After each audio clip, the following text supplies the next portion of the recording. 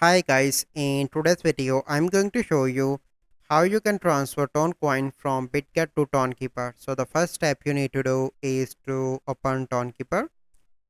So once you open TonKeeper, it takes few seconds to open. So you need to wait for few seconds here so that it will be open.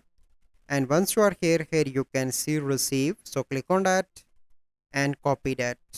Then you need to go back and you need to open Bitget. Open that and here you can see assets. So once you are here, click on deposit crypto, or you can search for withdraw, and here you need to search for Toncoin.